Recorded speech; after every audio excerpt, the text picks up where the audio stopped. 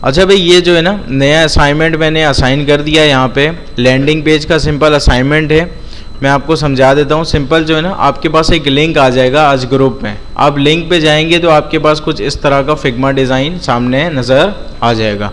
मुझे ये बताएं कि फिग्मा डिज़ाइन इससे पहले आप लोगों ने देखा है? ठीक है। अच्छा, सबसे पहला काम क्या करना है, आपने इस लिंक को ओपन करना है और इस पूरे को जो है ना ऑब्जर्व करना है कि कौन सी चीज़ किस तरह से बनेगी। उसके बाद डेवलपमेंट आपने शुरू करनी है। सही है। अच्छा, ये जो कंप्लीट आपको लैंडिंग पेज नज़र आ रहा है ना, as it is same landing page आप बनाएंगे। सही है। जैसे फॉर एग्जांपल ये इमेज यहाँ है तो आप इसको यहाँ नहीं रख सकते। अगर ये इमेज लगी हुई है तो आप यहाँ पे यही इमेज लगाएंगे, कोई अपनी इमेज नहीं लगाएंगे। As it is same pixel perfect जिसको कहते हैं ना, बिल्कुल वो वाली वेबसाइट बननी चाहिए। जैसा यहाँ पे नज़र आ रहा है बिल्कुल वैसा ही आप बनाएंगे। और दूसरी चीज़, ये वेबसाइट आपकी कंप्लीट रिस्पॉन्सिव होनी चाहिए। सही है। रिस्पॉन्सिव पता है किसे कहते हैं? डेस्कटॉप में, मोबाइल में, किसी भी आप जो है ना किसी भी डिवाइस के ऊपर ओपन कर लें, ये प्रॉपर तौर पे सही नज़र आना चाहिए। अभी इसको थोड़ा सा समझते हैं। हो सकता है आपको जो है ना पहली नज़र में इसको देख के थोड़ा सा मुश्किल लग रहा हो, अभी इसको मैं थोड़ा सा आसान करके समझा देता हूँ। सबसे पहला काम क्या होता है, अगर आप किसी भी वेबसाइट को बनाना चाहते हैं तो सबसे पहले क्या करें, छोटे छोटे चंक्स में उसको डिवाइड कर लें। जो हम लोगों ने सीखा था, जो हम एग्जाम्पल देख रहे थे ना नासा की वेबसाइट के ऊपर, बिल्कुल यही मैंने आपको सिखाया था कि फॉर एग्जाम्पल अगर ये वेबसाइट आपको बनानी है तो सबसे पहले आप आ जाएंगे इस नैव बार में। सही है भाई। इस नैव बार को आप किसी तरह से एज इट इज सेम बनाने की कोशिश करेंगे, बिल्कुल सेम बन जाएगा। उसके बाद दूसरे सेक्शन पे मूव करना है आपने। सही है। नैव बार नहीं बन रहा है, आधा काम आपने किया, दूसरे सेक्शन पे आ जाएंगे। यहाँ भी आपने आधा काम किया, तीसरे में आ जाएंगे, तो वहाँ पे आपके लिए मसले बन सकते हैं। सही है। सबसे पहला काम आपने ये करना है कि किसी तरह से मैं ये वाला नैव बार एज इट इज सेम बना लूँ। नैव बार के अंदर कौन कौन सी चीज़ें हैं, यहाँ पे सिंपल सा इन्होंने एक लोगो लगाया है। ठीक है। आप सिंपल ये वाली इमेज डाउनलोड भी कर सकते हैं। अभी मैं बताऊंगा कि इमेज डाउनलोड किस तरह से करना है। सिंपल आपने यहाँ पे IMG से एक इमेज लगा दिया। सही है। उसके बराबर में एक छोटा सा टेक्स्ट लिख दिया, कोई मसले की बात। ये दोनों आमने सामने कैसे आएंगे आपको पता है। सही है। उसके बाद यहाँ पे 1 2 3 4 5 आइटम्स हैं, 5 लिस्ट आइटम है, तो आप UL बनाओगे, है ना। अनऑर्डर लिस्ट पढ़ा आप लोगों ने, अनऑर्डर लिस्ट बनाएंगे, उसके अंदर 5 LI के टैग्स बनेंगे। सही है। अच्छा, LI by default next line पे आ रहा होता है ना, अलग अलग लाइन पे सारे आ रहे होते हैं। ये सब एक लाइन पे कैसे आएंगे, डिस्प्ले फ्लेक्स करके। सही है। अच्छा, यहाँ पे सिंपल ये वाला काम आपने कर दिया। अगर आप चाहें तो LI को इनलाइन भी कर सकते हैं, तब भी आपका काम बन जाएगा। बाय डिफॉल्ट तो वो ब्लॉक एलिमेंट है, अगर आप उसको इनलाइन कर देंगे तो वो इनलाइन बन जाएगा। अच्छा, ये काम यहाँ पे आपने किया। उसके बाद ये क्या है, ये एक नॉर्मल सा बटन है। सही है। अगर आप चाहें तो इसको एंकर टैग से भी बना सकते हैं, अगर आप चाहें तो इसको डिफ से भी बनाया जा सकता है। एंकर टैग से पता है कैसे बनेगा, सिंपल इन्होंने पैडिंग देकर जो है ना इसको बॉर्डर दिया और बॉर्डर के रेडियस को थोड़ा सा कर्व कर दिया। सही है। इस तरह से जो ना बहुत सारे तरीके हैं, आप कोई भी फॉलो कर सकते हो, जो भी आपको आसान लगता है। यहाँ पे चीज़ें समझ में आ गई। इमेज था, एक टेक्स्ट था, यहाँ पे UL LI था, सबको आमने सामने कैसे करना है वो आपने कर लिया। उसके बाद इसके पेरेंट को आप डिस्प्ले फ्लेक्स दे दोगे, ये सारे आमने सामने हो जाएंगे। बात समझ में आ रही है। फिर किसको कितना गैप देना है, कहाँ से कितना मार्जिन देना है, ये सारी चीज़ें आप वहाँ पे कंप्लीट तौर पे सेट करेंगे। उसके बाद इसको क्या करना है, कंप्लीट रिस्पॉन्सिव करना है। ये आपने बना लिया, आप नेक्स्ट पे नहीं जाएंगे, कंप्लीट इसको क्या करना है, रिस्पॉन्सिव। आप अपनी वेबसाइट का स्क्रीन छोटा करते जाएं, जहाँ पे भी स्टाइल खराब हो रहा है वहाँ पे विद उसको डिफाइन करें और वहाँ पे इसको फिक्स कर दें। बात समझ में आ रही है। फिक्स करने का मतलब मैं पोजीशन फिक्स की बात नहीं कर रहा हूँ, इस बग की फिक्स की बात कर रहा हूँ। जो मसला आई है ना उसको सही करने की बात कर रहा हूँ। सही है। सिंपल आपने क्या करना होगा, यहाँ पे या तो आप कर दें कि छोटे स्क्रीन पे सिर्फ ये आपको नजर आना चाहिए और बटन नजर आना चाहिए, ये सारे आइटम्स आप वहाँ से। हाँ, रिस्पॉन्सिव के लिए आप कोई भी अच्छा सा डिज़ाइन चूज कर सकते हैं, आपकी मर्जी है। सही है। तो ये वाला काम आप कर लेंगे। उसके बाद आप आ जाएंगे हीरो सेक्शन पे। हीरो सेक्शन पता है किसे कहते हैं, जो आपकी वेबसाइट का मेन सेक्शन होता है। अच्छा, हीरो सेक्शन के अंदर अगर हम थोड़ा सा नोटिस करें ना तो हमारे पास टोटल 2 डिव्स हैं, एक डिव ये रहा, एक डिव ये रहा। सही है। 2 डिव्स हमने बना ली हैं, दोनों को बराबर की हमने हाइट और विड्थ दे दी, सही है। उसके बाद डिस्प्ले फ्लेक्स करेंगे आमने सामने, ये दोनों डिव्स ऑब्वियस सी बात है आ जाएंगे। जब ये दोनों डिव्स आमने सामने आ गए, मैं इस वाले डिव के अंदर तो सिंपल सा इमेज रख दूंगा, ये तो आसान है। इस वाले डिव के अंदर क्या काम है, एक हेडिंग है H1 है, सही है। उसके बाद एक पैराग्राफ है, ये दोनों बाय डिफॉल्ट अलग अलग लाइन में ही आएंगे क्योंकि हेडिंग भी ब्लॉक एलिमेंट है, पैराग्राफ भी ब्लॉक एलिमेंट है। ये क्या है, बटन है। आप चाहे तो एंकर टैग से भी बना सकते हैं। अच्छा भाई, अब ये वाला सेक्शन आपने कर लिया, उसके बाद आपने इसको रिस्पॉन्सिव करना है। कैसे रिस्पॉन्सिव, स्क्रीन का साइज छोटा करेंगे। बाय डिफॉल्ट जो है डेस्कटॉप स्क्रीन पे ये जो इसका डायरेक्शन है वो हॉरिजॉन्टली है ना, आप एक काम करना, छोटे स्क्रीन पे डायरेक्शन को तब्दील कर देना ताकि छोटे स्क्रीन पे ये इसके नीचे आ जाए, तो ये ऑब्वियस सी बात है रिस्पॉन्सिव हो जाएगा। बात समझ में आ रही है? हाँ, और जो है ना इसको बिल्कुल सेंटर भी कर देना मोबाइल स्क्रीन में ताकि जो है ना दिखने में थोड़ा सा अच्छा लगे। आप ऐसा भी कर सकते हो, छोटे स्क्रीन में इमेज को गायब कर दो और इसको सेंटर कर दो, ये वाला भी काम किया जा सकता है। अच्छा भाई, ये सेक्शन भी हो गया। अब आएंगे नीचे। अच्छा, यहाँ पे जो है ना ये बहुत ही आसान सेक्शन बना हुआ है। 1 2 3 4 5 6 टोटल डिव्स हैं। डिस्प्ले फ्लेक्स देके आमने सामने किया हुआ है, गैप देके थोड़ा सा इसके दरमियान गैप है। उस डिव के अंदर इन्होंने इमेज रखा हुआ है। बात समझ में आ रही है? तो ये वाला सेक्शन भी आपका बन जाएगा। सिंपल आप क्या करना है, इसको रैप कर देना। आप लोगों ने रैप पढ़ा था फ्लेक्स बॉक्स के अंदर, बिल्कुल रैप कर देंगे। जैसे जैसे स्क्रीन साइज छोटा होता रहेगा ये खुद ब खुद नीचे आता रहेगा। बात समझ में आ गई? अच्छा भाई, अब आते हैं इस सेक्शन पे। यहाँ पे सिंपल सा जो है ना इन्होंने एक हेडिंग लिया, उसके बैकग्राउंड कलर को इन्होंने चेंज किया। अच्छा, बाय डिफॉल्ट जो है ना हेडिंग ब्लॉक एलिमेंट है, आप बैकग्राउंड कलर चेंज करेंगे तो वो पूरे लाइन पे आ जाता है। ये बात पता है आप लोगों को? सही है। तो यहाँ पे सिंपल इन्होंने क्या किया, सबसे पहले तो इसके बिहेवियर को चेंज किया। क्या किया होगा, इसको ब्लॉक से इनलाइन किया होगा ताकि ये यहीं तक की जगह ले, सही है। उसके बाद बैकग्राउंड कलर चेंज हो गया, ये तो नॉर्मल आसान सी बात है। और उसके बाद इसके सामने जो है ना इन्होंने एक पैराग्राफ रख दिया, सही है। अच्छा, यहाँ पे अगर आप चाहें ना तो सिंपल ये दोनों को एक पैरेंट में बन करके फ्लेक्स भी दे देंगे, तब भी काम आपका बन जाएगा। आपको इनलाइन करने की जरूरत भी नहीं पड़ेगी। सिंपल आपने पैराग्राफ रखा और यहाँ पे ये वाला काम आपका बन गया। सिंपल जो है ना इसका फॉन्ट साइज इन्होंने थोड़ा सा छोटा रखा हुआ है। फॉन्ट साइज छोटा करना आता है, फॉन्ट साइज की आप प्रॉपर्टी देंगे CSS में और काम आपका बन जाएगा, ठीक है। इसी तरह से उसके बाद आप आ जाएंगे इस सेक्शन के अंदर, सही है।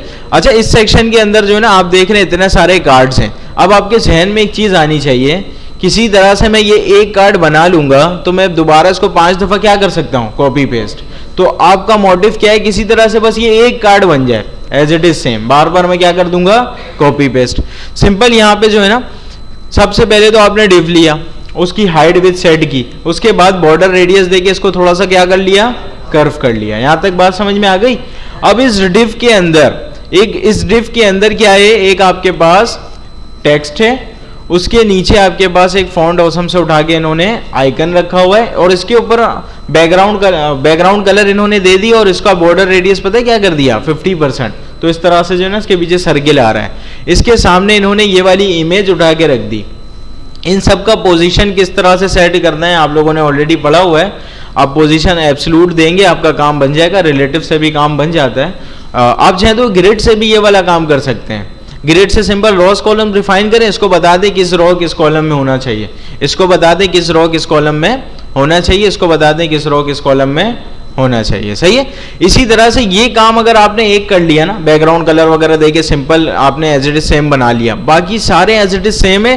टेक्स्ट चेंज हो रहा है, अंदर का कंटेंट चेंज है, बाकी सारी चीजें एज इट इज सेम है। यहां तक बात समझ में आई? अच्छा, ये असाइनमेंट अगर मैं आपको इतना प्रॉपर समझा रहा हूं ना, इसका मतलब है कि ये असाइनमेंट आपने as it is same submit करना है। अगर किसी ने अपने तरफ से कुछ भी बना के सबमिट कर दिया ना तो फिर वो क्लास में नहीं बैठेगा, सही है। अच्छा, ये असाइनमेंट हो सकता है आपको थोड़ा सा टाइम लगे, तो इसको टाइम मैंने आप लोगों को दिया है, 1 हफ्ते का टाइम है। नेक्स्ट जो है ना पीर तक का टाइम है आपके पास। आज दिन है पीर है ना, हाँ आज पीर है, आपके पास अगला पीर तक का टाइम है। पूरा 1 हफ्ता आपको मिलेगा और दरमियान में हफ्ता इतवार भी आ जाएगा। तो ये जो स्टूडेंट्स होते हैं ना कि हम जॉब करते हैं, टाइम नहीं मिला, तो हफ्ता इतवार देने का मकसद ही यही है कि वो भी असाइनमेंट कंप्लीट करेंगे। अगर वो नहीं करते हैं तो ऑब्वियस सी बात है वो क्लास में नहीं बैठेंगे। अच्छा भाई, ये सेक्शन आप लोगों ने बना लिया। अब आ जाएंगे नीचे। अच्छा भाई, नीचे जो है ना सबसे पहला काम तो मैं ये डिव बनाऊंगा। बात समझ में आ रही है?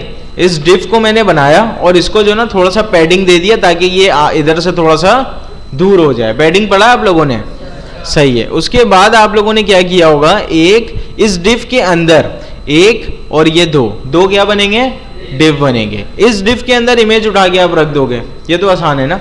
इस डिफ के अंदर एक आपने हेडिंग रखनी है, एक आपने पैराग्राफ रखना है, दूसरा आपने क्या रखना है, बटन रखना है, सही है। अच्छा, आपके जहन में आ रहा होगा कि ये जो है ना हम पैराग्राफ में भी रख सकते हैं और इसके फॉन्ट को बोल्ड कर देंगे थोड़ा सा और इसके फॉन्ट साइज को थोड़ा सा बढ़ा देंगे, काम बन जाता है, यूजर इंटरफेस बन जाता है। लेकिन आप लोगों ने एसईओ पढ़ा है, अगर हेडिंग है तो हेडिंग के टैग में ही होना चाहिए, पैराग्राफ है पैराग्राफ के टैग में ही होना चाहिए, लिस्ट आइटम है तो लिस्ट आइटम के अंदर ही होना चाहिए। क्यों? क्योंकि ब्राउजर को भी तो समझाना है ना कि वेबसाइट के ऊपर कंटेंट क्या है। अगर आप ब्राउजर को नहीं समझाएंगे वो आपकी वेबसाइट को रैंक नहीं करेगा। बात समझ में आ रही है? ब्राउजर को समझाना बहुत जरूरी है, अगर आप उसको नहीं समझाएंगे तो वो आपकी वेबसाइट को रैंक नहीं करेगा। अच्छा भाई, ये सेक्शन आप लोगों ने बना लिया। अब आएंगे थोड़ा सा नीचे, ये वाला सेक्शन ऊपर आप लोगों ने बनाया था ना, सिंपल कॉपी करके यहाँ पे पेस्ट हो गया और अंदर का कंटेंट जो है आप चेंज कर देंगे, सही है। अच्छा, यहाँ पे क्या है, यहाँ का कौन समझा सकता है किस तरह से काम होगा?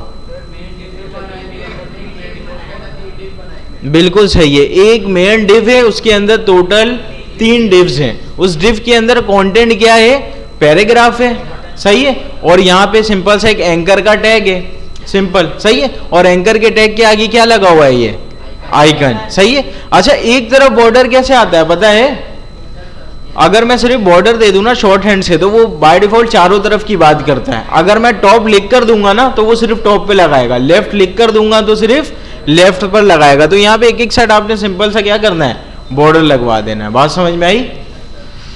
अच्छा भाई, ये सेक्शन आप लोगों ने ऑलरेडी यहाँ बनाया हुआ होगा, सिंपल यहाँ पे कॉपी पेस्ट, अंदर का कंटेंट चेंज। अच्छा भाई, अब इसकी बात कर लेते हैं ना। यहाँ पे सिंपल आप क्या करेंगे, एक डिव बना लेंगे, सही है। डिव बनाने के बाद आपने इसकी हाइट विड्थ सेट की, प्रॉपर तरीके से आपने इसको रिस्पॉन्सिव कर लिया। उसके बाद इसके अंदर है क्या, एक नॉर्मल सी हेडिंग है, हेडिंग के आगे एक छोटा सा टेक्स्ट इन्होंने लिखा हुआ है। उसके बाद ये किस तरह से आता है पता है? सही है, हॉरिजॉन्टल लाइन से भी आ सकते हैं, आप चाहें तो डिव से भी इसको क्रिएट कर सकते हैं, आप चाहें तो बॉर्डर टॉप से भी क्रिएट कर सकते हैं। एक काम करने के जो है ना 4-5 तरीके होते हैं, जो भी आपको फिजिबल लगे, जो आपको आसान लगे वो आप फॉलो यहाँ पे करेंगे। उसके बाद यहाँ पे सिंपल पैराग्राफ है और कुछ भी यहाँ पे मुझे एक्स्ट्रा नजर नहीं आ रहा। और इन सब कंटेंट को जो है ना थोड़ा सा पैडिंग इन्होंने दे दिया तो ये अपने पेरेंट से थोड़ा सा दूर है, सही है। अच्छा, ये सिंपल जो है ना ये आइकन है, यहाँ पे आप माइनस जो है ना वैसे भी लगा सकते हैं। माइनस लगाने के बाद आपने क्या करना है, इसके बैकग्राउंड कलर को चेंज करना है, हाइट विड्थ दे के सिंपल रेडियस को 50% कर देना है। हाँ, अगर कुछ और शो होता है माइनस से तो फिर आप वो कर लेना, क्या बोलते हैं, आप लोगों ने HTML के अंदर पढ़ा होगा ना कि आइकॉन्स वगैरह किस तरह से लगाए जाते हैं, कुछ कोड्स होते हैं उसके। अगर वो भी नहीं समझ में आता तो आप सिंपल फॉन्ट ऑसम से आइकन उठा लो। अच्छा भाई, इसी तरह से जो ना ये वाला आपका ये बन जाएगा बॉक्स। आप इन सबको यहाँ पे कॉपी पेस्ट कर देना, ये 6 आइटम्स आपके यहाँ पे कंप्लीट हो जाएंगे। अच्छा, यहाँ पे जो है ना इन्होंने एक काम किया हुआ है, इस प्लस की क्लिक होने पे जो है ना ये आइटम इस तरह से खुल जाते हैं और इसका बैकग्राउंड कलर वगैरह चेंज हो जाता है। लेकिन अभी आप लोगों ने जावा स्क्रिप्ट पढ़ा नहीं है कि ऑन क्लिक पे काम किस तरह से होगा। अगर कोई ये स्टूडेंट कर लेता है तो उसके लिए प्लस पॉइंट होगा, नहीं करोगे कोई बात नहीं, सही है। अच्छा भाई, यहाँ पे ये वाला काम आप लोगों ने ऑलरेडी ऊपर किया हुआ है। अब आ जाएंगे इस पे, यहाँ पे सिंपल एक कार्ड आपने बनाना है। एक कार्ड अगर बन गया ना तो ये सब आप क्या कर लोगे, कॉपी पेस्ट, सही है। अच्छा भाई, अगर आपने बात करना है ना आप क्लास के बाहर चले जाओ, सही है, वहाँ पे शगुन से बात करो 1 बजे तक, उसके बाद घर चले जाना। अच्छा भाई, यहाँ पे सिंपल ये वाला कार्ड आपने बनाना है। एक कार्ड अगर बन गया तो सिंपल आप इसको कॉपी पेस्ट कर सकते हैं। इस कार्ड के अंदर आपने करना क्या है, एक सबसे पहले ये वाली इमेज लगा दी आपने, सही है। इसके आगे ये छोटा सा टेक्स्ट कंटेंट आपने रख दिया। इन दोनों को आमने सामने कैसे करना है, डिस्प्ले फ्लेक्स देकर।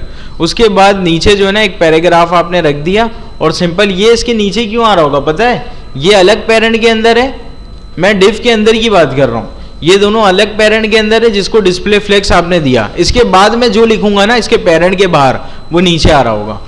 बात समझ में आई? और यहाँ पे ये वाला लाइन किस तरह से आपने क्रिएट करना है, बहुत सारे तरीके आप डिव से कर सकते हैं, HR से कर सकते हैं यहाँ पे, सही है, बॉर्डर टॉप से भी कर सकते हैं। ये आपने एज इट इज बना लिया, उसके बाद सिंपल आप कॉपी पेस्ट करेंगे और कंटेंट इमेज को चेंज करते जाएंगे। और सिंपल जो है ना, इसके पेरेंट को आपने क्या करना है, रिस्पॉन्सिव करना है। और क्योंकि ये सारे कार्ड्स हैं, आपने डिस्प्ले फ्लेक्स करके इसको आमने सामने किया हुआ है, आप सिंपल रैप करके रिस्पॉन्सिव भी यहाँ पे कर देना, सही है। अच्छा, ये रैप वाली प्रॉपर्टी इसके पेरेंट को जाएगी, ये जिसको मैंने अभी होवर किया हुआ है, सही है।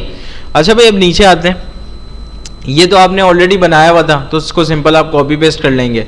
थोड़ा सा और नीचे आते हैं। अच्छा, यहाँ पे जो है ना, सबसे पहले तो आप एक डिव बनाएंगे, सही है। डिव बनाने के बाद यहाँ पे रेडियस इसको देंगे, थोड़ा सा 30 पिक्सल देंगे, तो इस तरह से हो जाएगा। उसके बाद इस डिव के अंदर आपने क्या करना है, एक डिव बनाना है, सही है। एक डिव आपने बनाया। अच्छा, ये सारे शेप्स किस तरह से बनते हैं पता है, शेप्स का नहीं पता आप लोगों को। अच्छा, यहाँ पे जो है ना, मैं एक index.html की फाइल बनाता हूँ जल्दी से। बॉर्डर का रेडियस आप लोग ऊपर का, टॉप का, बॉटम का, आगे पीछे अलग अलग चेंज कर सकते हैं, ये पढ़ा है आप लोगों ने, उसी से तो बनेगा शेप। देखते हैं अभी यहाँ पे,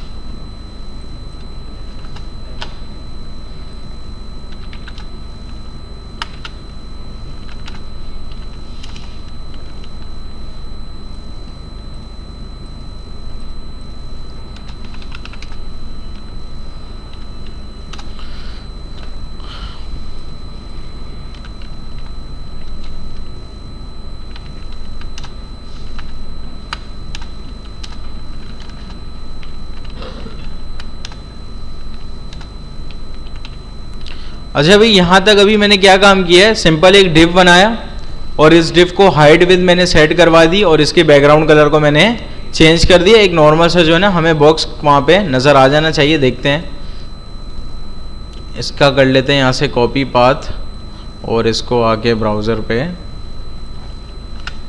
पेस्ट, सही है भाई। ये एक नॉर्मल सा हमारे पास बॉक्स बन के आ चुका है। यहाँ तक तो समझ में आ रहा है ना क्या काम किया मैंने। अब जो है ना, सिंपल मैं आपको एक आसान तरीका बताता हूँ। देखिए, एक तरीका तो ये होता है शेप्स बनाने का, जो आप लोगों ने बुक के अंदर पढ़ा हुआ है ना, कि सिंपल आप क्या करो, इसको रेडियस दो। फॉर एग्जाम्पल, यहाँ से थोड़ा सा शेप चेंज करना है, रेडियस देके इसको थोड़ा सा आप चेंज कर सकते हो, यहाँ से कर सकते हो, इधर उधर आप चेंज करोगे, उसके जो है ना कुछ कैलकुलेशंस उसकी होती हैं, उसके मुताबिक आप चेंज कर सकते हो। फिलहाल ये टॉपिक आप लोगों ने ऑलरेडी पढ़ा हुआ है। मैं आपको एक लाइब्रेरी का नाम बताता हूँ, सही है। इसका नाम है क्लिपी, सही है भाई, इसका नाम है क्लिपी CSS। और इस लाइब्रेरी पे जो है ना, आप सिंपल आ जाएंगे, गूगल करना, आपको सिंपल ये मिल जाएगा। अब यहाँ पे जो है ना, बहुत सारे आपको शेप्स मिल जाएंगे। फॉर एग्जांपल, अभी जो हमें चाहिए था ना, इस तरह का कुछ चाहिए था, सही है। आप सिंपल ये जो नीचे कोड आ रहा है ना, इसको करें कॉपी और यहाँ पे लाके इसको कर दें यहाँ पे पेस्ट और सिंपल आगे चेक करते हैं ये हो भी रहा है या नहीं हो रहा। देखो यहाँ पे ये शेप तब्दील हो गया, सही है। अब यहाँ पे अगर ये एक शेप चल रहा है ना, इसका मतलब यहाँ पे ये सब कुछ चलेगा।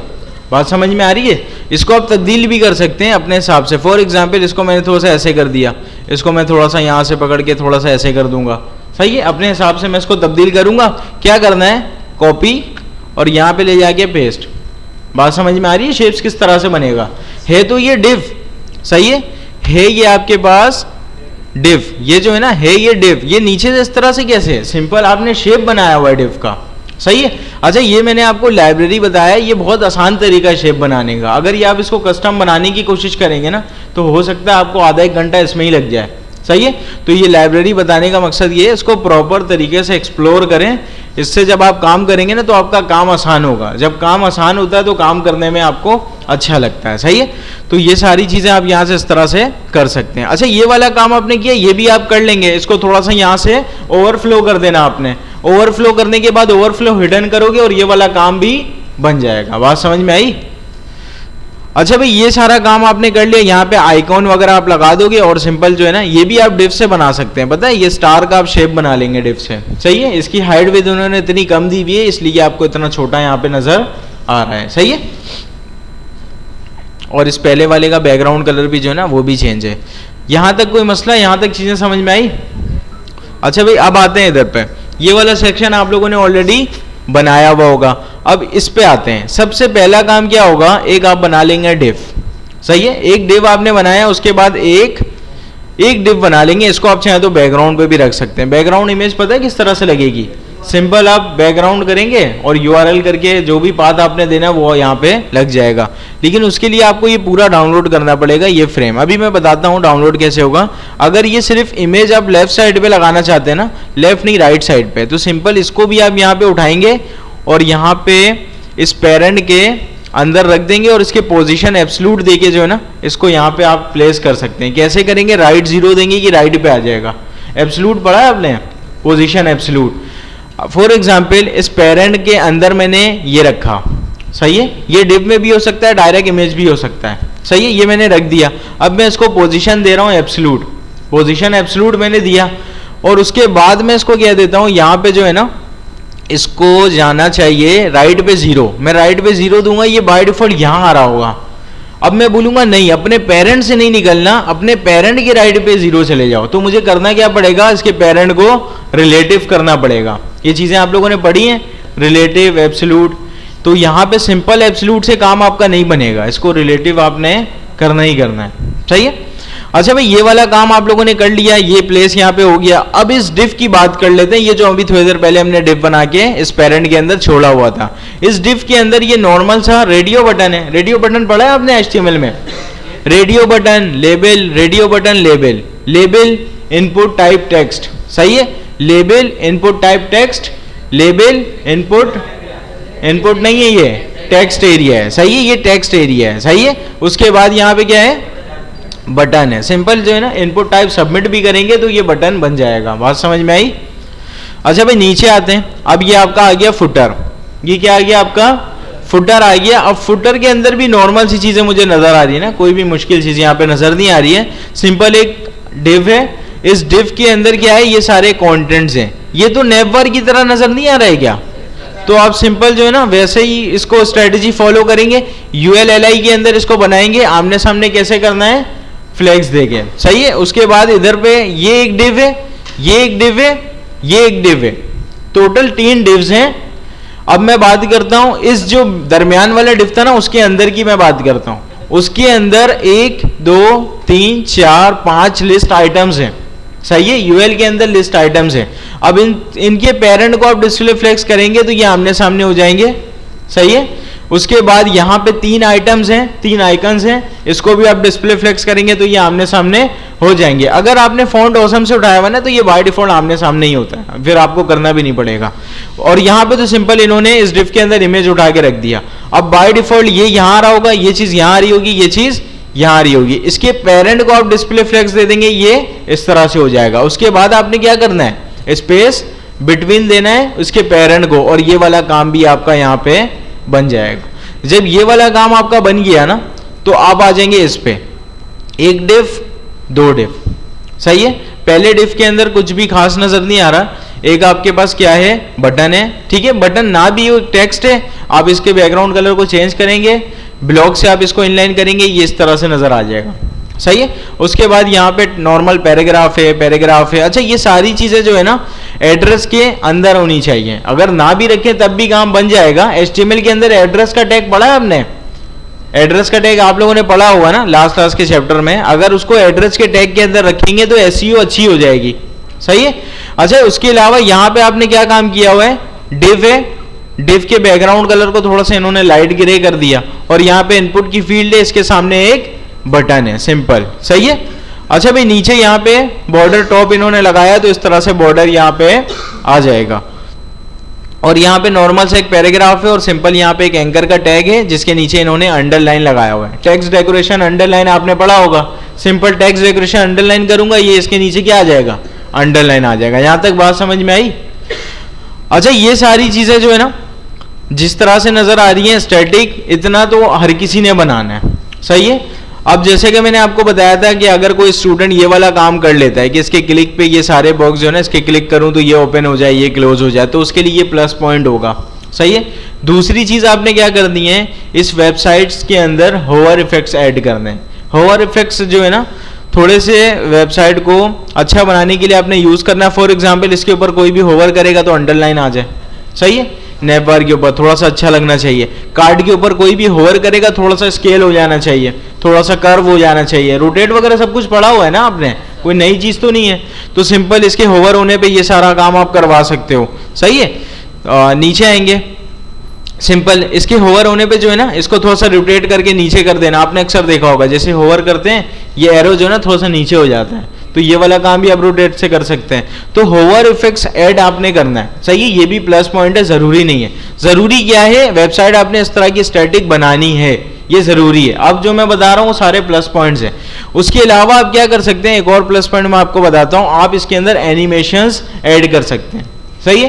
कैसे, जैसे ही आपके वेबसाइट के ऊपर कोई विजिट करेगा, ये वाला जो डिव है ना यहाँ से स्मूथली आ रहा होगा। सही है। ये डिव यहाँ से स्मूथली आ रहा होगा। जैसे स्क्रॉल करके नीचे जाएंगे ये सारे बॉक्स एक एक करके स्मूथली आ रहे होंगे। सही है। तो ये सारे एनिमेशंस आप ऐड करवा सकते हैं। अच्छा, तीसरी चीज जो है ना, ये सारी चीजें आप कर लोगे। अब इसको आसान करने के लिए मैं आपको बता देता हूँ, लास्ट क्लास के अंदर मैंने आपको बताया था कि जीपीटी से किस तरह से यूजर इंटरफेस बनाया जा सकता है। आप चाहें तो यूज कर सकते हैं। सही है। कोई मना नहीं है, आप जीपीटी से अगर एज इट इज सेम बनवा सकते हैं, आप बनाएं, कोई मसले की बात नहीं है। जो असाइनमेंट आपको दिया गया है ना, as it is same assignment जैसा यहाँ पे दिख रहा है पिक्सल परफेक्ट आपने सबमिट करना है। एक बात का ख्याल करना है कि किसी भी दो स्टूडेंट का कोड सेम नहीं होना चाहिए। सही है। ग्रेड असाइनमेंट के अंदर मैं चेक कर रहा था, कुछ स्टूडेंट्स ने एक दूसरे के कोड को कॉपी पेस्ट किया हुआ है। अगर किसी ने भी किसी के कोड को कॉपी पेस्ट किया ना, तो दोनों स्टूडेंट फेल हो जाएगा। सही है। आप एआई की मदद लो, खुद एआई से बात करो, उससे कोड जनरेट करवाओ, वो एक अलग कहानी है। अगर आपने किसी के कोड को उठाया ना, तो फिर आप भी फेल हो जाओगे, जिसके कोड को आप उठा रहे हो वो भी फेल हो जाएगा। अच्छा, ये सारी बातें हो गई। अब फॉर एग्जाम्पल आपको ये इमेज डाउनलोड करनी है। सिंपल क्या करो, आप इसके ऊपर क्लिक करो, ये फ्रेम बन के आ जाएगा। सही है। क्लिक आपने किया, यहाँ पे नीचे लिखा हुआ है एक्सपोर्ट। सही है भाई। सिंपल एक्सपोर्ट पे मैंने क्लिक किया और ये वाली इमेज यहाँ पे क्या हो गई, डाउनलोड हो गई। भाई शोर की आवाज क्यों आ रही है यहाँ से? देखो मैंने आपको पहले भी कहा, अगर क्लास में किसी को बात करना है ना, तो वो क्लास से बाहर चले जाए। सही है। अगर आप लोग बात करने ही आते हो तो क्यों बिला वजह सुबह उठ के अपनी भी नींद खराब कर रहे हो, टाइम ज़ाया कर रहे हो, आपका पेट्रोल लग रहा है ना, ये सारी चीज़ें क्यों वेस्ट करके आ रहे हो, क्यों पेरेंट को धोखे में डाल रहे हो? नहीं आया करो, घर पे सो आप लोग बैठ के। यहाँ पे आ रहे हो एक चीज़ सीखने के लिए, उसको आपने प्रॉपर सीखना है। नहीं सीखना है, आप अगर नहीं सीखना चाहते, आपकी वजह से मैं किसी दूसरे स्टूडेंट का टाइम नहीं ज़ाया होने दूंगा, आपको मैं यहाँ से एलिमिनेट कर दूंगा। सही है। क्लास में अगर आप लोग बैठे हो तो आपने चुप से बैठना है, आपस में बात नहीं करना और ना ही मोबाइल यूज़ करना है। सही है। मैं 2-3 दफ़ा आपको टोक चुका हूँ, अब जो है ना मैं डायरेक्ट क्लास से बाहर करूँगा। अच्छा भाई, सिंपल फॉर एग्जाम्पल मुझे ये डाउनलोड करना है, मैंने इसके ऊपर क्लिक किया और यहाँ से क्या कर लिया, एक्सपोर्ट कर लिया। चेक करते हैं।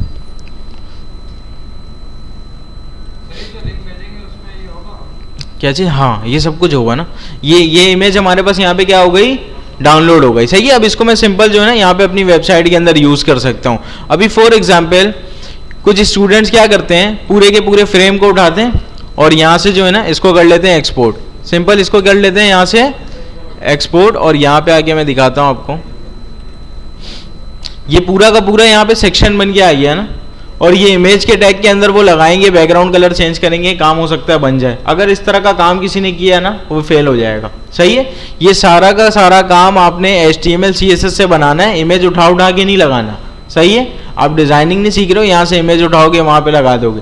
ये सारा का सारा काम आप कैसे बनाओगे, HTML CSS से। हर एक पार्ट HTML CSS से, बटन, कार्ड, सब कुछ। सही है। अगर मैं चाहूँ तो इस कार्ड को भी यहाँ से इस तरह से डाउनलोड कर सकता हूँ, लेकिन ये वाला काम नहीं करना। ये काम किससे होना चाहिए, HTML CSS से। हाँ, इस इमेज को डाउनलोड करना पड़ेगा। सही है। इमेज डाउनलोड करना है, ये आइकॉन्स डाउनलोड करने हैं। सही है। आइकॉन्स नहीं, ये लोगोस डाउनलोड करने हैं। सही है। इसी तरह आप आइकॉन चाहिए तो सिंपल यहाँ पे इसको भी डाउनलोड कर सकते हैं। बात समझ में आई? तो अब जो आपका असाइनमेंट है ना, एज इट इज सेम होना चाहिए। ये लिंक अभी मैं क्लास के बाद ग्रुप के ऊपर शेयर कर दूंगा, इसके बावजूद अगर किसी का कोई भी सवाल होता है असाइनमेंट से रिलेटेड, आप घर जा रहे हो, फॉर एग्जांपल आपने एक चीज़ करने की कोशिश की, आप ये वाला शेप बना रहे हो फॉर एग्जांपल, और आपके पास अप्लाई नहीं हो रहा, आपने क्या करना है, कोड की पिक्चर लेनी है जहाँ पे भी मसला आ रहा है, आपने उसका स्क्रीनशॉट लिया, ब्राउज़र की पिक्चर लेनी है कि ये चीज़ यहाँ पे नहीं चल रही, अपनी एक वॉइस रिकॉर्ड करो कि ये चीज़ यहाँ पे नहीं चल रही और मुझे फॉरवर्ड कर दो, सही है। मैं जो है ना देख लूँगा क्या इशू है, मैं आपको वहाँ पे रिप्लाई कर दूँगा ताकि आपके लिए आसानी हो जाए। जी ग्रुप पे तो प्राइवेसी है ना, आप मुझे डीएम कर सकते हैं, सही है, डीएम पे जो है ना आप मैसेज करेंगे मैं आपको रिप्लाई कर दूँगा। अच्छा भाई, और टाइम जो इसका आ रहा है वो 2 मार्च आ रहा है, तो कोशिश यही होनी चाहिए कि 2 मार्च से पहले पहले हो जाए। 2 मार्च का मतलब ये नहीं होता है कि 2 मार्च को ही करना है, इससे पहले करोगे तो नहीं होगा। 2 मार्च ड्यू डेट है कि ज़्यादा से ज़्यादा आपके पास ये टाइम है, सही है। अभी मुझे बताओ असाइनमेंट से रिलेटेड अगर किसी का कोई सवाल है, कोई चीज़ समझ में नहीं आई कि ये सेक्शन कैसे बनेगा, तो आप लोग पूछ सकते हो, अदरवाइज हम टॉपिक की तरफ मूव करेंगे। जी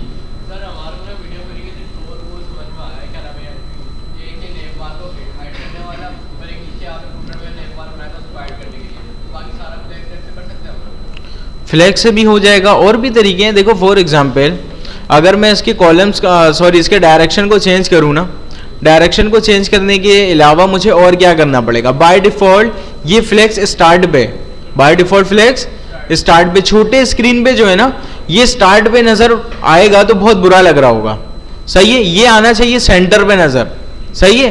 तो मुझे क्या करना पड़ेगा, उस छोटे स्क्रीन के विड्थ के अंदर मुझे इसके जो है ना इसको सेंटर करना पड़ेगा, फ्लैक्स स्टार्ट की जगह क्या करना पड़ेगा, सेंटर करना पड़ेगा। तो इस तरह से ये सारी चीज़ें आपने खुद से ही समझनी पड़ेंगी। फॉर एग्जांपल आप ये वाला काम कर रहे हैं, छोटे स्क्रीन पे ये किस तरह से नज़र आना चाहिए आपने सोचना है, ये इसके नीचे आ जाना चाहिए, सही है। दूसरी चीज़ और ज़्यादा बेहतर करना है, इस चीज़ को जो है ना जब ये इसके नीचे आ जाएगा, इस चीज़ को इसके यहाँ पे आना चाहिए सेंटर पे। तो ये काम आपने खुद से ही वहाँ पे सोचना है कि छोटे स्क्रीन पे ये सही दिख भी रहा है या नहीं दिख रहा, सही है। इसके नीचे, हाँ अगर छोटे स्क्रीन पे आप चाहते हैं इसको नीचे कर दें, कोई बात नहीं, कर सकते हैं। जी क्या चीज़, जी सेफ नहीं, अभी लाइब्रेरी के अंदर जो है ना सिर्फ और सिर्फ जो मैंने आपको बताया आप वही यूज़ करेंगे। आप चाहें तो बूटस्ट्रैप यूज़ कर सकते हैं, बूटस्ट्रैप का मैंने आपको बता दिया।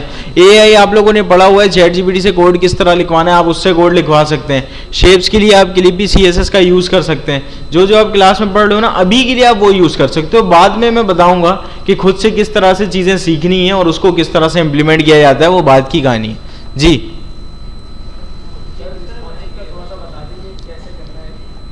और रिस्पॉन्सिव की वीडियो मैंने अपलोड आई थिंक कर दी है। रिस्पॉन्सिव का मैं आपको बताता हूँ। फॉर एग्जांपल अभी जो मैंने स्टाइल लिखा हुआ है ना यहाँ पे, ये बाय डिफ़ॉल्ट है, सही, ये बाय डिफ़ॉल्ट है, कोई भी स्क्रीन साइज हमने डिफाइन नहीं किया, और मैं किस स्क्रीन साइज पे मौजूद हूँ, इस स्क्रीन साइज पे, सही है। इस स्क्रीन साइज के लिए ये वाला डिज़ाइन सही है, अच्छा दिख रहा है। अगर मैं स्क्रीन साइज छोटा करूँ तो हो सकता है ये डिज़ाइन अच्छा नहीं दिखे, तो मुझे क्या करना पड़ेगा, एक अलग स्क्रीन साइज डिफाइन करना पड़ेगा।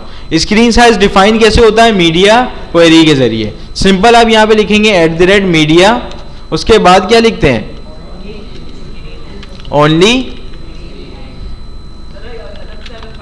ओनली स्क्रीन एंड, सही है। और यहाँ पे सिंपल जो भी आपने विड्थ डिफाइन करनी है आप यहाँ पे लिखिए मैक्सिमम विड्थ, सही है, और सिंपल फॉर एग्जांपल 720 पिक्सल।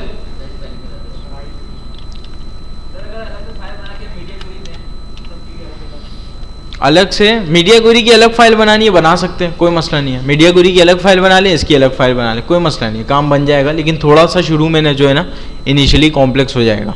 अच्छा भाई, यहाँ पे सिंपल आपने स्क्रीन साइज डिफाइन किया। अब इस स्क्रीन साइज के लिए आप डिज़ाइन को चेंज कर सकते हैं। फॉर एग्जाम्पल मुझे इस बॉक्स को ही चेंज करना है, मैं यहाँ पे कॉपी करूँगा, पेस्ट करूँगा, और इसको हटा के जो है ना मैं कुछ और लिख सकता हूँ, सही है। इसके शेप को मैं छोटे स्क्रीन पे सर्किल कर सकता हूँ। कैसे करूँगा, हाइट विड्थ दूंगा, और सिंपल बॉर्डर रेडियस को मैं क्या कर दूंगा, 50%। मैं कहूँगा कि इस स्क्रीन साइज पे सर्किल होना चाहिए, बड़े स्क्रीन साइज पे इस तरह का मैसेज बॉक्स जो दिख रहा था वो दिखना चाहिए। इस तरह से जो ना डिफरेंट साइजेस के लिए आप डिफरेंट स्टाइल लिख सकते हैं। और किसी का कोई सवाल?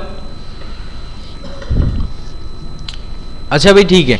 अच्छा भाई आप सब जो है ना एक काम करें, अच्छा भाई, लास्ट क्लास के अंदर हम लोगों ने जावा स्क्रिप्ट शुरू कर दिया था, ठीक है। जावा स्क्रिप्ट के अंदर कुछ टॉपिक्स भी हम लोगों ने कवर किए थे, जैसे कि हम लोगों ने पढ़ा था कि जावा स्क्रिप्ट के अंदर वेरिएबल्स किस तरह से बनाए जाते हैं, वेरिएबल किस चीज़ को कहते हैं, और स्ट्रिंग क्या होता है, डेटा टाइप क्या होता है, ये सारे टॉपिक्स हम लोगों ने कवर किए थे, ठीक है। अभी जो है ना, जितनी भी चीज़ें जावा स्क्रिप्ट के अंदर हमने पढ़ी थी उसका एक क्विक सा ओवरव्यू करते हैं, उसके बाद कुछ नए मज़ीद टॉपिक्स देख लेते हैं। सबसे पहली चीज़ तो यहाँ पे बुक में ओपन कर लेता हूँ, जिसका नाम है a smarter way to learn JavaScript, और इसको यहाँ पे ओपन कर लेते हैं। अच्छा, कुछ इंपॉर्टेंट चीज़ें जो मैंने आपको जावा स्क्रिप्ट से रिलेटेड बताई थी कि JavaScript itself browser dependent language है, सही है। ब्राउज़र डिपेंडेंट का क्या मतलब होता है कि जावा स्क्रिप्ट को एग्जीक्यूट करने के लिए ब्राउज़र की नीड पड़ेगी, सही है। अच्छा, ब्राउज़र की नीड पड़ेगी जावा स्क्रिप्ट को एग्जीक्यूट करने के लिए, लेकिन अगर आप चाहें तो उसको ब्राउज़र के बाहर चला सकते हैं, लेकिन JavaScript itself browser dependent language है। अब इसका क्या मतलब हुआ, एक हमारे पास जो है ना नोड जेएस, आप लोगों ने पढ़ा होगा, नोड जेएस एनवायरनमेंट होता है, सही है। सिंपल नोड जेएस कहता है कि आप अगर मुझे डाउनलोड कर लोगे तो मैं आपको जावा स्क्रिप्ट कहीं पे भी चला के दे सकता हूँ। ये बात की कहानी है कि नोड जेएस से हम जावा स्क्रिप्ट को चलाएंगे जब हमें सर्वर साइड काम करना है। फिलहाल अभी आप क्या समझ रहे हो कि जावा स्क्रिप्ट ब्राउज़र डिपेंडेंट लैंग्वेज है, सही है। जावा स्क्रिप्ट को एग्जीक्यूट करने के लिए ब्राउज़र की नीड पड़ेगी। ब्राउज़र के ऊपर index.html की फाइल चल रही होती है, सही है। ब्राउज़र के ऊपर HTML की फाइल चल रही होती है, तो आपने क्या करना होता है, index.html के साथ अपने स्क्रिप्ट को भी भेजना पड़ता है अटैच करके। अभी यहाँ पे एक index.html की फाइल ऑलरेडी बनी हुई है, मैं एक काम करता हूँ यहाँ पे जो है ना इसके साथ एक स्क्रिप्ट को अटैच कर देता हूँ। अब जावा स्क्रिप्ट अगर index.html के साथ चलानी है तो उसके कुछ तरीके होते हैं। जिस तरह से इस index.html के साथ CSS चलाने के कुछ तरीके हैं ना, inline CSS, internal CSS, external CSS, इसी तरह से जावा स्क्रिप्ट अगर आपने चलानी है तो उसके भी कुछ तरीके हैं। एक तरीका तो ये है, आप हेड में लगा दें स्क्रिप्ट का टैग, सही है भाई, और इस स्क्रिप्ट के टैग के अंदर क्या लिख सकते हैं आप, जावा स्क्रिप्ट लिख सकते हैं। फॉर एग्जाम्पल, आप लोगों ने जावा स्क्रिप्ट के अंदर वेरिएबल बनाना पड़ा हुआ है, सही है। यहाँ पे मैंने वेरिएबल बनाया और इसको मैं क्या कर देता हूँ, अलर्ट कर देता हूँ। चेक करते हैं क्या ये चल भी रहा है या नहीं चल रहा। यहाँ पे मैंने रिफ्रेश किया, यहाँ पे हमारे पास क्या आ रहा है, अनडिफाइन आ रहा है। अच्छा, ये देख लेते हैं इसका क्या इशू है कि अनडिफाइन यहाँ पे क्यों आ रहा है। ये बात की कहानी है, मैं आपको बताता हूँ। असल में मैंने वेरिएबल बनाया, मैंने कोई वैल्यू असाइन नहीं की, इसलिए अनडिफाइन आ रहा है। खैर वो बात का टॉपिक है, उसको देखते हैं। अभी यहाँ पे एक चीज़ समझ में आ गई कि जावा स्क्रिप्ट तो हमारी चल रही है, सही है। इसको प्रॉपर फिक्स करता हूँ मैं, एक वैल्यू भी असाइन कर देता हूँ, सही है। मैंने इसको जो है ना 5 असाइन कर दिया। अभी यहाँ पे 5 हमारे पास चल चुका है। इसका मतलब इस तरह से हम यहाँ पे जावा स्क्रिप्ट चला सकते हैं। दूसरा क्या तरीका था, आप इसको हेड की जगह बॉडी पे रख दें, सही है। अभी सिंपल मैंने जो है ना बॉडी पे रखा और अपने HTML के बाद रखा हुआ है। यहाँ पे आगे मैं चेक करता हूँ, अभी भी ये एज इट इज वैसे ही चल रहा है जैसे पहले चल रहा था। दूसरा क्या तरीका हम लोगों ने पढ़ा था, सिंपल आप इसको यहाँ से उठाएं, यहाँ रख दें, अभी भी ये बिल्कुल वैसे ही चलेगा जैसे पहले चल रहा था। उसके बाद हम लोगों ने क्या पढ़ा था कि ये सारे तरीके सही नहीं है। सही तरीका कौन सा है कि आपके पास जावा स्क्रिप्ट की अलग फाइल होनी चाहिए, सही है, और उस फाइल को आप सिंपल यहाँ पे क्या करेंगे, अटैच करेंगे। तो मैं एक जो है ना जावा स्क्रिप्ट की फाइल क्रिएट करता हूँ। इसका नाम क्या होना चाहिए, इसका नाम कुछ भी रख सकते हैं, सही है, जरूरी नहीं है, इसका नाम कुछ भी हो सकता है। और उसके बाद .html करूँ, .js का एक्सटेंशन लगाना ज़रूरी है, सही है। जिस तरह .html लगाना ज़रूरी था, .css लगाना ज़रूरी था, इसी तरह से .js लगाना भी ज़रूरी है। अभी यहाँ पे जो है ना इन सब चीज़ों को मैं करूँगा कट और इसको मैं कर दूंगा यहाँ पे पेस्ट। इतना करना काफ़ी है, नहीं चलेगा। ये जावा स्क्रिप्ट के अंदर मैंने स्क्रिप्ट रखा और यहाँ पे स्क्रिप्ट को मैंने लगा दिया, नहीं चलेगा।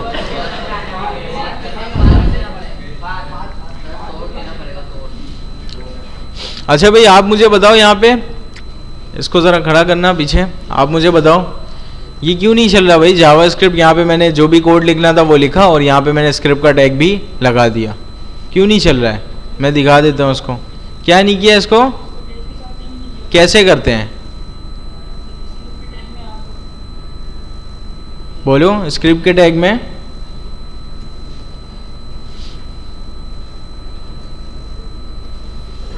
नहीं पता? घर जाके आपने प्रैक्टिस की थी जावास्क्रिप्ट की?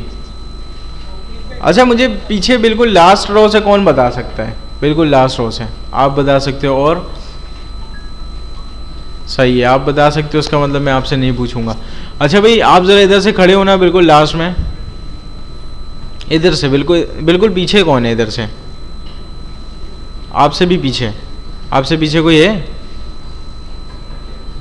अच्छा आप खड़े हो। नहीं नहीं आप नहीं, आप जी खड़े हो।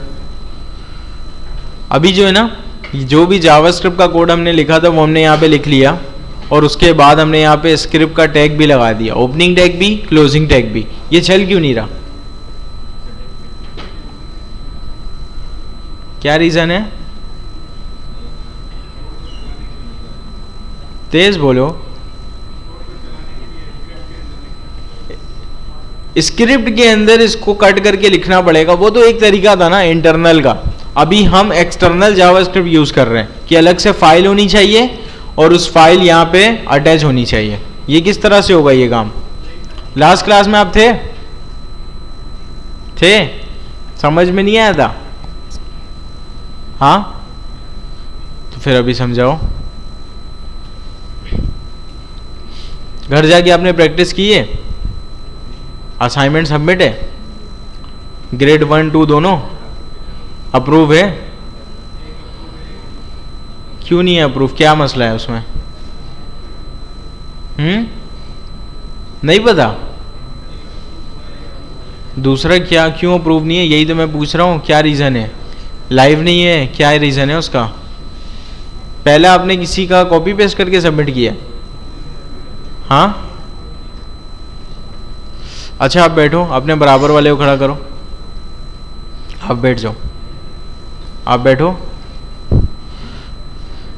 अच्छा भाई आप मुझे बताएं कि इस स्क्रिप्ट के फाइल को इसके साथ किस तरह से अटैच किया जाए? जी स्क्रिप्ट के टैग के अंदर क्या लगाऊं? लिंक का टैग? नहीं, इसके अंदर मैं लिंक का टैग थोड़ी लगाऊंगा। हाँ भाई नहीं पता? अच्छा ये लोग कह रहे हैं एसआरसी लगाना है, बताएं एसआरसी कैसे लगता है?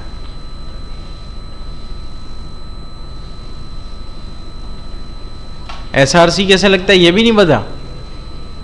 ये तो एचटीएमएल का टॉपिक है, एट्रीब्यूट किस तरह से लगाया जाता है। असाइनमेंट सबमिट है? दोनों अप्रूव्ड हैं? अप्रूव नहीं है? अच्छा है।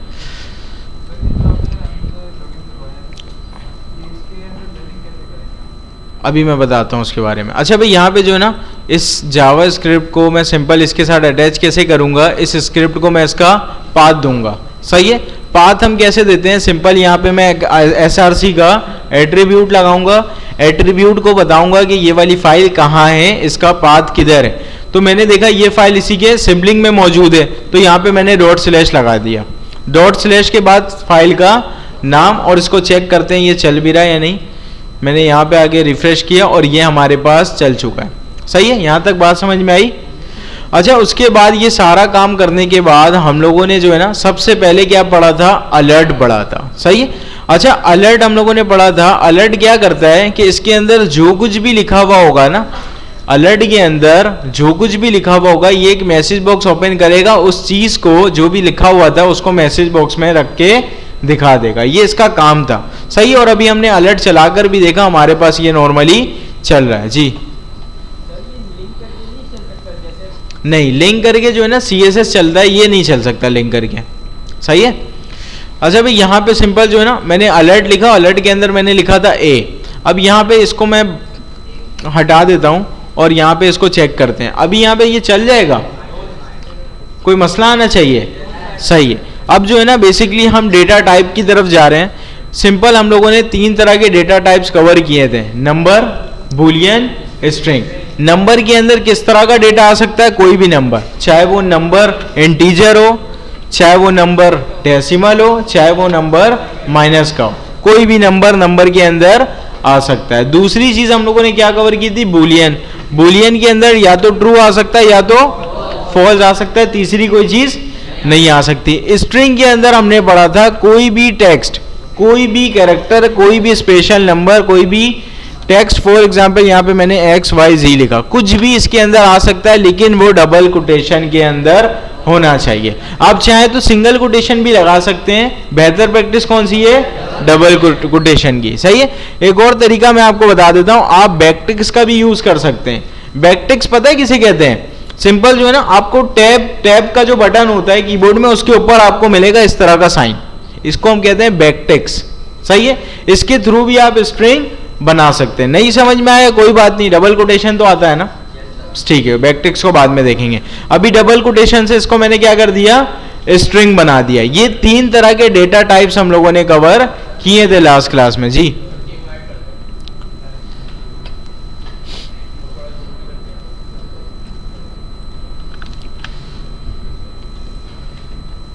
सही है भाई, ये 3 तरह के डेटा टाइप्स हम लोगों ने लास्ट क्लास के अंदर कवर किए थे। अब इन्हीं तीनों डेटा टाइप्स को ध्यान में रखते हुए यहां पे मैं लिख देता हूं अलर्ट। सही है भाई। और इसके अंदर मैंने क्या लिखा, ए लिखा। अब ये जो नॉर्मल सा टेक्स्ट मैंने लिखा, ये डबल कोटेशन ये अंदर होना चाहिए, ये स्ट्रिंग मुझे बता रहा है, क्योंकि ये नंबर तो नहीं है ना, ये नंबर नहीं है और ना ही ये बुलियन है। बुलियन होता तो या तो ट्रू होता या तो फॉल्स होता। इसको मैंने डबल कोटेशन के साथ क्यों नहीं लिखा, क्योंकि ये जावा स्क्रिप्ट का रिजर्व्ड कीवर्ड है। रिजर्व कीवर्ड का मतलब होता है ये जावा स्क्रिप्ट की मेमोरी के अंदर ऑलरेडी है। सही है। जो चीज को जावा स्क्रिप्ट ऑलरेडी जानता है उसको डबल कोटेशन के अंदर लिखने की जरूरत नहीं है। अलर्ट को जावा स्क्रिप्ट ऑलरेडी जानता था, हमने लिख दिया। अभी ये ए को जावा स्क्रिप्ट जानता है, नहीं जानता ना, तो इसका मतलब यहां पे हमारे पास कोई ना कोई मसला आना चाहिए। यहां पे ये नहीं चल रहा। चेक करते हैं, इंस्पेक्ट मैंने किया और इस पे मैं चला जाऊंगा कंसोल पे। सही। अच्छा, ये डेवलपर टूल आप लोगों ने पढ़ा हुआ है, एलिमेंट कैसे सिलेक्ट किया जाता है, ये सारी चीजें आपने पढ़ी हैं। ठीक है। यहाँ पे सिंपल जो है ना, आपने एलिमेंट्स तक का काम किया होगा। अभी मैं सिंपल आ जाता हूँ कंसोल पे। सही है। कंसोल पे आने के बाद यहाँ पे ये मुझे दिख रहा है, इसको जो है ना, मैं सबसे पहले यहाँ पे दूसरा एरर आ रहा है, इसको मैं हटा देता हूँ। एक सेकंड।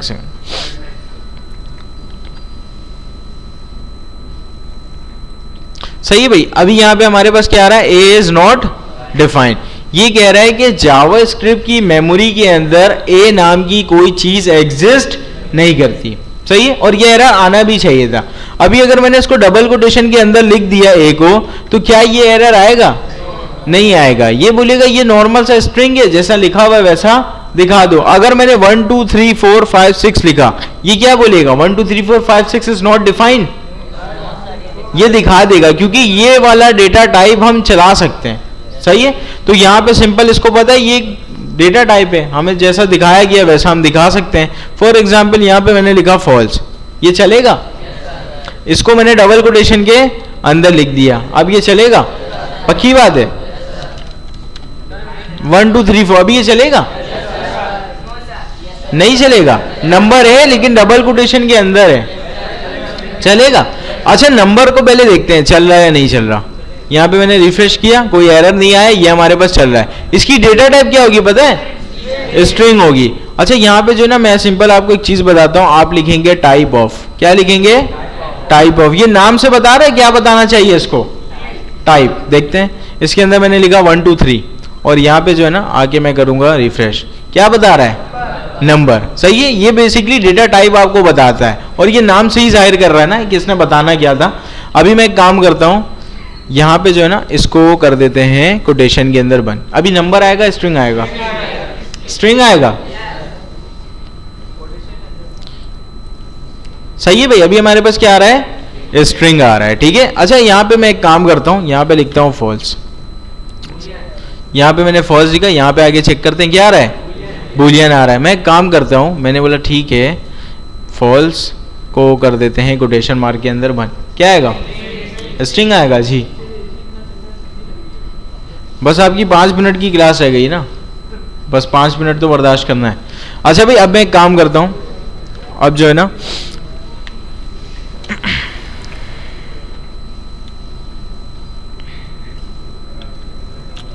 अभी पता है क्या आएगा? अभी यहाँ पे आके मैं रिफ्रेश करता हूँ, यहाँ पे क्या आ रहा है? अनडिफाइंड। अनडिफाइंड आने का रीजन ये है, ए नहीं जानता ये, सही है। ए की टाइप को कैसे जानेगा? बात समझ में आई? ये टाइप ऑफ क्या बता रहा था, इसकी टाइप क्या है जो भी इसके अंदर लिखा हुआ है। जब ए ही नहीं है तो ए की टाइप क्या होगी? कुछ भी नहीं। बात समझ में आ रही है? ये वाला एरर आना यहाँ पे बनता था, सही है, क्योंकि ए एग्जिस्ट नहीं करता। मैं एक काम करता हूं, डबल कोटेशन के अंदर बंद कर देता हूं, स्ट्रिंग मिलेगा, ये तो नॉर्मल सी चीज है। मैंने यहाँ पे लिखा 1 2 3 और यहाँ पे डबल कोटेशन की जगह मैंने क्या लिखा? Single quotation. क्या मिलेगा? सिंगल कोटेशन से भी कन्वर्ट हो जाएगा क्या? रिफ्रेश मैंने किया, यहाँ पे क्या मिल रहा है? स्ट्रिंग मिल रहा है। इसका मतलब डेटा टाइप आप लोगों ने पढ़ लिया, एक नया टॉपिक आपने पढ़ा कि टाइप किस तरह से चेक किया जाता है, ये चीज समझ में आ गई। उसके बाद मैंने आपको पढ़ाया था कि वेरिएबल्स किस तरह से बनाए जाते हैं। What is variable? जावास्क्रिप्ट की मेमोरी के अंदर कोई भी वैल्यू को असाइन करना, सही है। तो इस चीज को हम कहते हैं वेरिएबल्स। वेरिएबल बनाने का तरीका बहुत आसान है, वार का कीवर्ड लगा दें आप। अब मैं इसको क्योंकि कीवर्ड कह रहा हूं तो इसको डबल कोटेशन के अंदर लिखने की भी जरूरत नहीं है। अब वार का कीवर्ड मैंने लगा दिया। इसका काम क्या है? जावास्क्रिप्ट की मेमोरी के अंदर एक स्टोरेज क्रिएट करो। स्टोरेज का नाम तो देना पड़ेगा ना, उसके अंदर मैं ऑब्वियस सी बात है कोई ना कोई वैल्यू स्टोर करूंगा, यूज करूंगा। अगर वो बेनाम होगा, किस तरह से उसके अंदर चीजें स्टोर करें, किस तरह से वैल्यू को यूज किया जाए, तो इसको नाम देना जरूरी है। तो यहां पे मैंने इसको नाम दिया ए, सही है भाई। जावास्क्रिप्ट की मेमोरी के अंदर ए नाम का वेरिएबल क्रिएट हो चुका है। यहां तक बात समझ में आ गई? अब मैं जल्दी से कर दूंगा अलर्ट, सही है, और सिंपल मैं ए को चेक करता हूं। ए को मैंने क्या किया? चेक किया। अभी पता है क्या मिलेगा? अभी यहां पे आगे देखते हैं, ये एरर नहीं है, सही है। मजे की बात ये एरर नहीं है। मैंने रिफ्रेश किया, यहां पे कोई एरर नहीं आया कंसोल पे, सही है। ये क्या कह रहा है? अनडिफाइंड। अनडिफाइंड का मतलब क्या है आप प्रॉपर तौर पे समझ लें। अनडिफाइंड का मतलब है ए को जावास्क्रिप्ट जानता है, ए को जावास्क्रिप्ट जानता है, लेकिन जावास्क्रिप्ट कह रहा है ए के अंदर कोई वैल्यू नहीं है, सही है। ए के अंदर कोई वैल्यू नहीं है। अगर जावास्क्रिप्ट इसको नहीं जानता ना, तो जावास्क्रिप्ट मुझे यहां पे बता देता कि ए को मैं नहीं जानता हूं। बात समझ में आ रही है? अगर मैंने वेरिएबल डिक्लेयर कर दिया, इसका मतलब जावास्क्रिप्ट उसको जानता है। बात समझ में आई? और जावास्क्रिप्ट क्योंकि उसको जानता है तो कोई एरर वो देगा नहीं। अब जब एरर नहीं आ रहा है तो इसको यहाँ पे ए की वैल्यू दिखानी है ना। अब ए के अंदर तो कुछ हमने असाइन किया ही नहीं है, तो ये क्या दिखाएगा? अनडिफाइंड, सही है। मैं काम करता हूं, ए के अंदर वैल्यू असाइन करता हूं। नेक्स्ट लाइन पे कर सकते हैं, कैसे? ए इक्वल टू 1, सही है। अभी ए के अंदर क्या चला गया? 1 चला गया। नेक्स्ट लाइन पे मैंने दोबारा से लिखा ए इक्वल टू 5। ए के अंदर क्या जाएगा? A equal to hello, A equal to false, false जाएगा। चेक करते हैं, यहां पे आके मैंने रिफ्रेश किया, यहां पे क्या आ रहा है? फॉल्स आ रहा है। यहां तक बात समझ में आई? इस चीज को हम क्या कहते हैं? इनिशियलाइजेशन, डेक्लेरेशन, इसको क्या कहते हैं? असाइनमेंट कहते हैं। क्या ये दोनों काम एक ही लाइन में हो सकता है? क्या तरीका है शॉर्ट हैंड?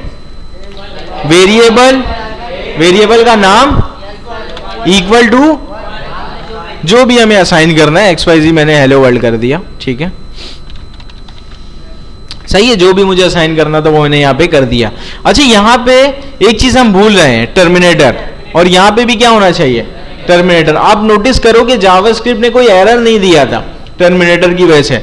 डिफरेंट लैंग्वेजेस के अंदर एरर आ जाता है, चलता नहीं है, लेकिन जावास्क्रिप्ट के अंदर कोई एरर नहीं आता है। लेकिन ये कहता है कि अगर टर्मिनेटर होगा तो ये एक अच्छी प्रैक्टिस समझी जाएगी, नहीं भी है तो कोई बात नहीं, काम हमारे पास चल जाएगा।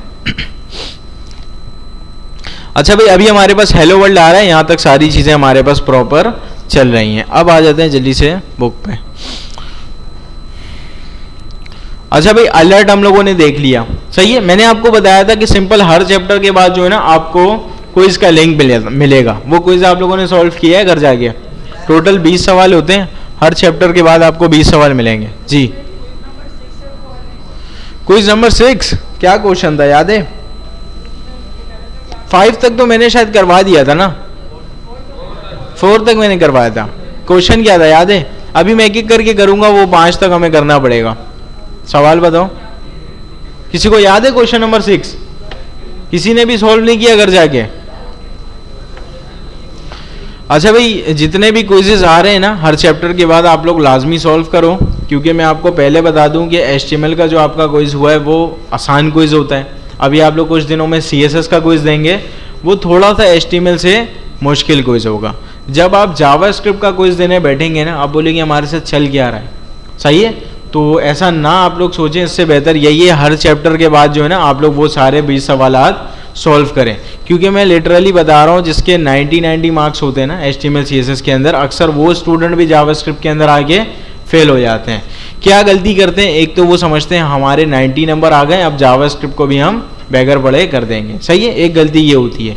दूसरी गलती क्या होती है, वो प्रैक्टिस नहीं करते हैं। क्लास में जो सीख रहे हैं उनको समझ में आ रहा है, हाँ सारी चीज़ें हमें समझ में आ गई, प्रैक्टिस की नीड नहीं है। ऐसा आपको लगता है कि समझ में आ गई, जब तक आप प्रैक्टिस नहीं करोगे वो चीज़ जहन में नहीं बैठेगी, खुद से कोड करना नहीं आएगा बेसिकली, सही है। तो ये सारा काम आपने करना है, और हर चैप्टर के बाद ये जो लिंक है ना क्विज का, लाजमी आपने इसको करना है, ये भी कंपलसरी है, ऑप्शनल नहीं है। कोई भी चीज़ मैं यहाँ पे बता रहा हूँ इसका मतलब वो ऑप्शनल नहीं है, ये सब कुछ कंपलसरी है। ये क्विज का लिंक बाज़ों का तो ओपन नहीं होता, सिंपल आपने करना है क्या होता है, मैंने आपको बताया था, जावास्क्रिप्ट को आप तब्दील कर देंगे JS में, और ये आपके पास इस तरह से चल जाएगा, सही है। और आपने इसको सॉल्व करना है, इससे आपकी ही प्रैक्टिस अच्छी होगी, और जो है ना आपके क्विज में, यहाँ वाले क्विज में आपके लिए आसानी हो जाएगी। अच्छा भाई, अभी वेरिएबल फॉर स्ट्रिंग हमने देख लिया कि वेरिएबल बनाना है स्ट्रिंग के लिए।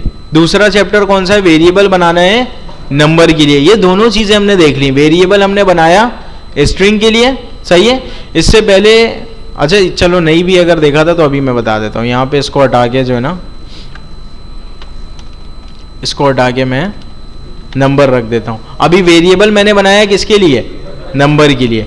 अभी मैंने वेरिएबल बनाया किसके लिए, बूलियन के लिए, सही है। तो ये चैप्टर्स बहुत आसान है, सिंपल आपने वेरिएबल सीखना है और आप किसी भी चीज़ के लिए वेरिएबल बना सकते हैं, स्ट्रिंग के लिए भी, नंबर के लिए भी, आप चाहें तो बूलियन के लिए भी।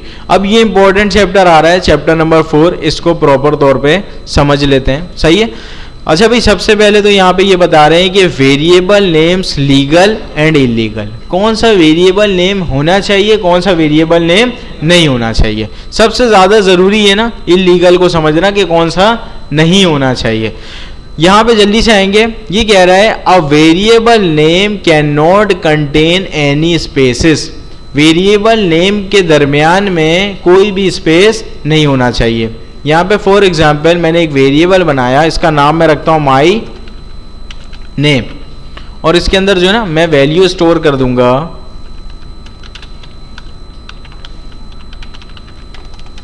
सही है भाई। इसके अंदर मैंने नॉर्मल से स्ट्रिंग स्टोर कर दिया। यहाँ पे मैंने एक वेरिएबल बनाया, इसका नाम मैंने क्या रखा हुआ है, माई नेम। अभी ये मुझे एक एरर दे रहा है, और एरर देना बनता भी है क्योंकि बुक के अंदर हमें समझाया हुआ है ना कि वेरिएबल नेम के दरमियान में स्पेस नहीं होना चाहिए। फॉर एग्जाम्पल मुझे इस तरह का वेरिएबल का नाम रखना है, तो मैं क्या करूं, अगर मैं स्पेस हटा दूंगा एरर तो चला जाएगा, लेकिन ये प्रॉपर रीडेबल फॉर्म में नहीं है। माई नेम जो है ना थोड़ा सा अलग सा दिखना चाहिए कि नेम एक अलग वर्ड है। अब इसके दो तरीके हैं, एक तरीका आपके पास होता है आप अंडरस्कोर केस फॉलो करें, दूसरा तरीका होता है कैमल केस का, सही है। कितने तरीके हो गए, दो, अंडरस्कोर केस, दूसरा कैमल केस। अंडरस्कोर केस आसान है, वो कहता है स्पेस को हटाओ अंडरस्कोर लगा दो, सही है। कैमल केस क्या कहता है, जो नेक्स्ट वर्ड शुरू हो रहा है ना, जो नेक्स्ट वर्ड शुरू हो रहा है उसको कर दो कैपिटल, सही है। जो नेक्स्ट वर्ड शुरू हो रहा है उसको आप क्या कर दें, कैपिटल कर दें। फॉर एग्जाम्पल अभी मुझे एक वेरिएबल बनाना है माई एज करके, मैं वेरिएबल बनाऊंगा, लिखूंगा माई एज, ऑब्वियस सी बात है यहाँ पे एरर आएगा बिकॉज ऑफ दिस स्पेस, सही है। दो तरीके हैं, या तो अंडरस्कोर केस यूज करूं मैं, स्पेस हटा के अंडरस्कोर लगाऊंगा, या तो मैं क्या कर सकता हूं, इस ए को कैपिटल कर सकता हूं, सही है भाई। इस ए को मैंने क्या कर दिया, कैपिटल कर दिया। बात समझ में आई। अब एक वेरिएबल बनाते हैं, एक वेरिएबल को जिस तरह का बनाते हैं, दिस इज एन एप्पल, सही है भाई। इसको अंडरस्कोर केस से भी बनाएंगे, कैमल केस से भी बनाएंगे। सबसे पहले मुझे बताएं इसको अंडरस्कोर केस से किस तरह से बनाया जाएगा।